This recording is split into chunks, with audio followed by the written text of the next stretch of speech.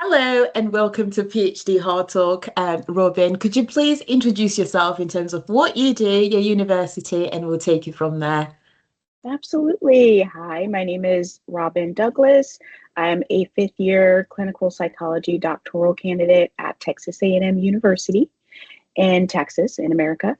And I'm also a Ford Foundation pre-doctoral fellow. And so I think that's an important thing to mention because the Ford Foundation provided me with the funding to be able to contribute to my burgeoning research agenda throughout my doctoral program. And I'm happy to also share a little bit about my research.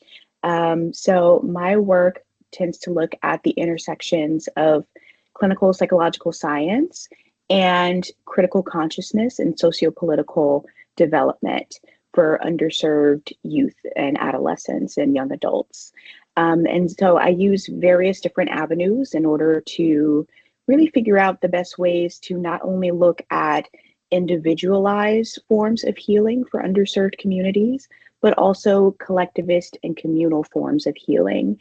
And an important way to address that is to not only look at the symptoms that we see young people engaging in when they're experiencing psychological distress, right? Not just looking at externalizing symptoms or depression or anxiety on an individual basis, but also keeping in mind the different systems that contribute to chronic distress within them, within their families, and within their communities. And some of those more, systematic inequalities that I also look at can include policy issues that are leading to disadvantages in underrepresented communities, neighborhoods, environmental injustice that we see happening more likely in communities of color, incarceration injustice, immigration injustice. And so, again, recognizing that, yes, every young person is unique and there are biological components and nurturing components within the family system that can impact their mental health, but also when we look at the disparities that certain communities are facing more often than others, it's also important to keep in mind the role that systems that are outside of their control are doing to perpetuate their distress.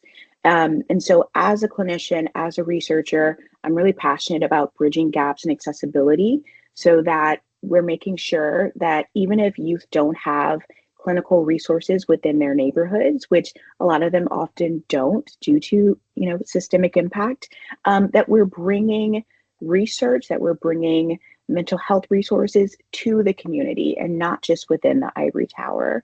And so I've done that through mixed methods. I use large quantitative data sets that look at youth on a national scale. Me being located in the Gulf Coast of Texas and Houston, I'm also collecting quantitative and qualitative data from youth here using youth participatory action research, focus groups, individual interviews, and really just trying to center youth's voices throughout the entire process. I love that. And to listen to your journey from when we had the first interview to where you are, it's lovely to hear that, no matter what challenge came through, because we know a PhD is challenging, Yes. and we still have life as well, and life just does life. It's still exciting to hear the enthusiasm in your voice and the passion surrounding the youth and the inequalities in terms of how you phrased it. Before we get there, because I know everybody at home is really excited to hear about that, we'll go back to why did you apply for a PhD? Yeah. I had a really long journey. I grew up in a community that did not have a lot of access to mental health support, yet I was constantly interacting with family members, peers at school, community members that were experiencing some really stressful circumstances and dealing with the aftermath of having a lot of chronic stressors, but not having access to care and therefore engaging in coping skills that were ultimately not very adaptive, but they were just using what they could, right? And so some of those maladaptive coping skills that I saw quite frequently in my neighborhood were, more drug usage, more engaging in externalizing behavior, expressing anger in ways that maybe weren't the healthiest, trying to get access to resources in ways that actually increased their risk of further harm, right, or policing. Um, Importantly, alongside that, I also saw my community pull from a lot of cultural strengths.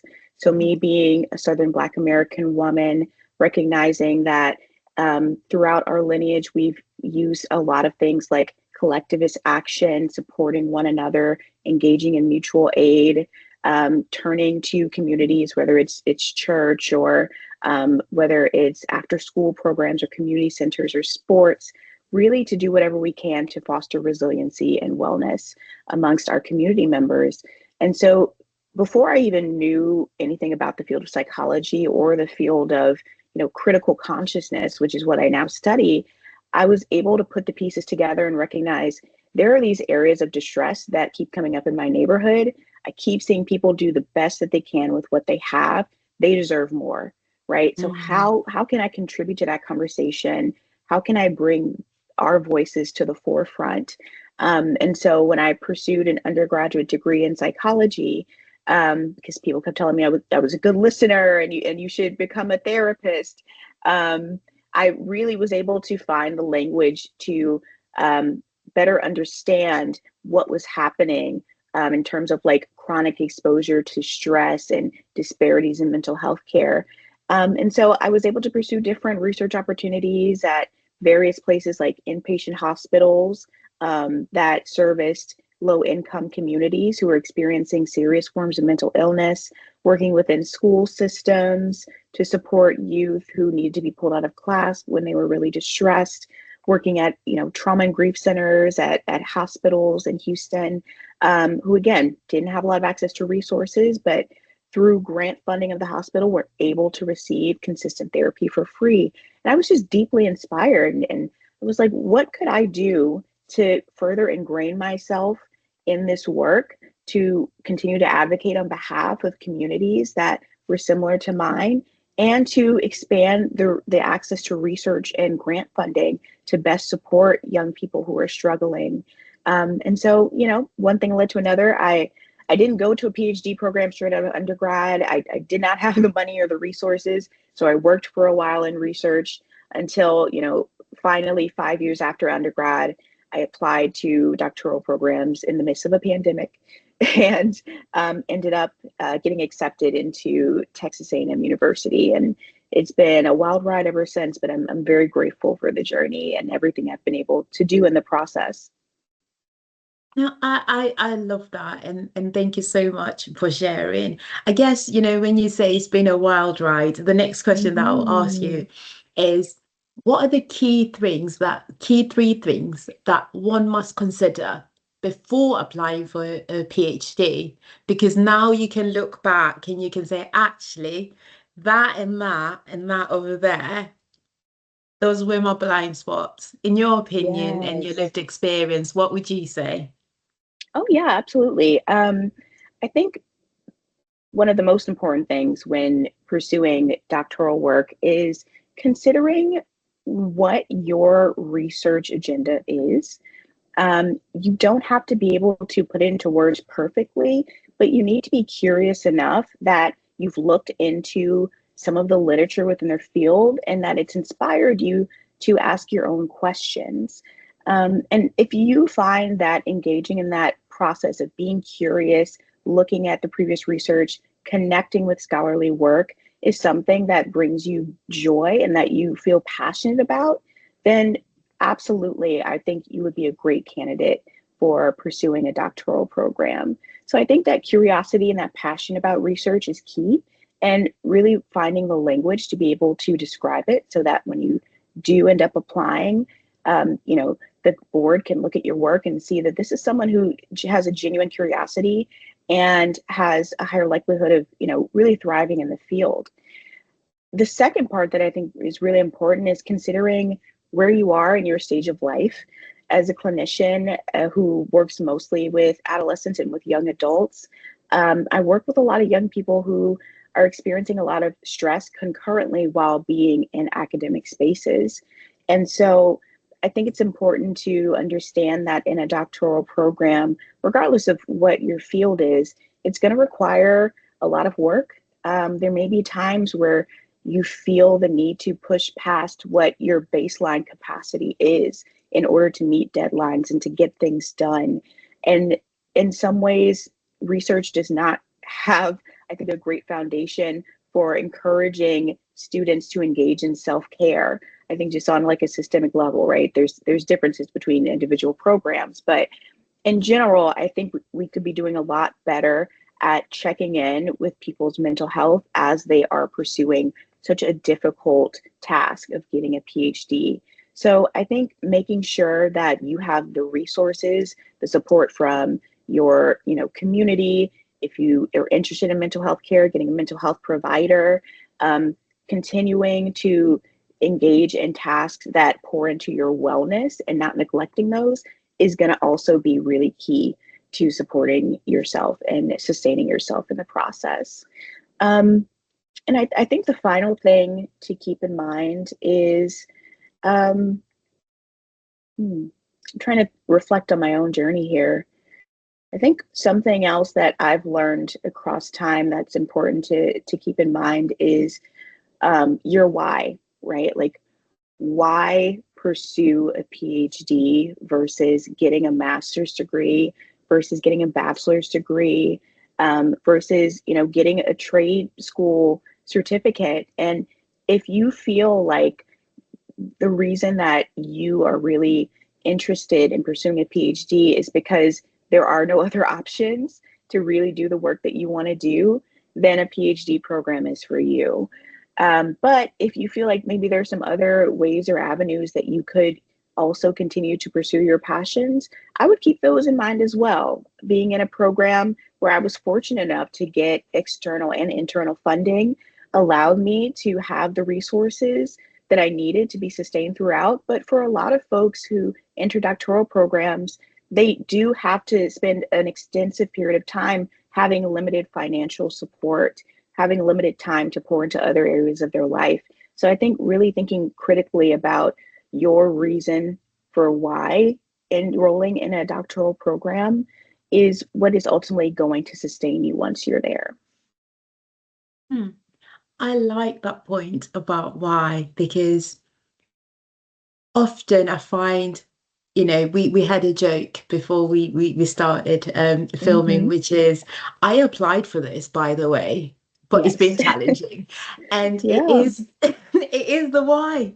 It is the why that keeps Mm-hmm. you going. And because you know the impact that, drove you to apply, and you can see the future, even though it's really challenging. So thank you so much, which moves me on Yeah. to the next question. What is the added value of having a PhD in your opinion? Mm-hmm.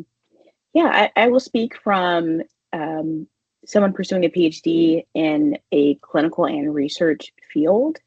Um, Having a degree that requires an extensive amount of time also allows you an extensive amount of time to grow your skill set, And so while, I came into my doctoral program with a master's degree in counseling where I had 2 years of practicing clinical work, I have learned so much more throughout the last 5 years because I've had the time to be able to train from different clinicians across multiple fields, not just psychologists, but social workers as well, psychiatrists, across various settings, at jails, at different hospitals, at private practices, and doing telehealth. And it's given me the time to really grow as a clinician, as a provider, and to really take into account the various different populations that need support, and recognizing that like there is no one size fits all approach to clinical care. So that's from a clinical lens, right? From a research lens, I think it's operated quite similarly. It takes a lot of time, turns out, to develop your own research projects. Um, I came into my doctoral program thinking, great, by end of year 2, I'll probably know what I want to do for my dissertation. I can just get started, right? That did not happen. It took a lot of trial and error, and being in a long term program where you can throw out different ideas, try different research techniques, grow your voice as a researcher because you have a lot of experience, really prepares you for the field by the time that you graduate. And so I think there's a lot of benefit from enrolling in an extensive program. And while it may cause some distress at different moments, I've been so grateful for all of the knowledge that I've been able to glean from working across multiple years, where the context of, the world has changed, the country has changed, my community has changed, and growing with it so that I can better serve it once I do graduate. No, I love that. And I guess the next point, again, reflects into when you started to where you are now. And I believe then you were in a relationship, now you're married, Yeah. because it does impact life. So, what is the Mhm. importance of having a support bubble? And I'll share a lived experience of one of the candidates that or colleagues, because she's finished now, she's a doctor. She went through a divorce. He left her. He was like, "You're married to your books, Mm. darling." And Yes. he packed up and left her with some children in the house. Mm. So I guess the question that I'm asking is, what is the importance of the support bubble during this journey, whether you're doing a DBA or a PhD? And if it doesn't work Mhm. out, what should one think about? Because this is more of your field in terms of psychology, Oh, and I'm that's into such law. a yeah. My God. First of all, I'm so sorry that that happened to your friend. That is devastating on many levels. And I mean, I just want to um, commend her for still being passionate pursuing her PhD or her research in the midst of such a stressful life event. Like that can be incredibly hard. I also love this question because um, I think when someone pursues a PhD, it's not just them who's pursuing a PhD, it's also their support system, their family. I have been so fortunate to have a partner and a husband eventually that was just as ambitious and passionate as I was about, just trying to make the world a better place and being happy in the process. And so he's not a clinician or researcher at all. But I think what has really bound us is the constant pursuit of trying to learn more, of trying to increase our impact within our separate fields, and really being inspired by each other. And I think that's what led him to really champion me when I decided to apply for doctoral programs.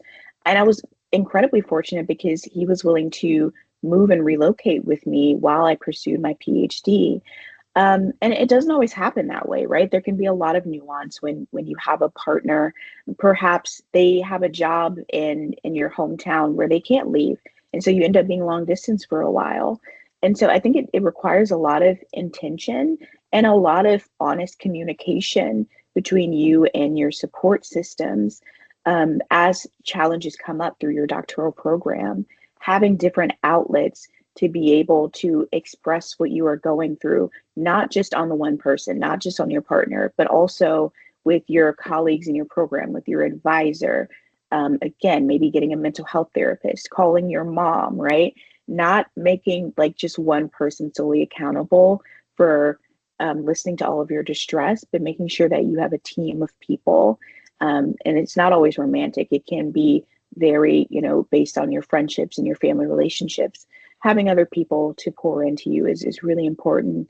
And whether, couples counseling is something that you and the other person might be interested in, that could be another way of increasing your communication and your capacity to be able to navigate stress as a team, right? And not feeling so isolated in it. So yeah, shout out to my husband Reyes. He's been my biggest supporter throughout the process. I told him, you're getting a good chunk in my acknowledgments for my dissertation. So he's aware of that. No, I love it. And, it was really sad for my friend, but one thing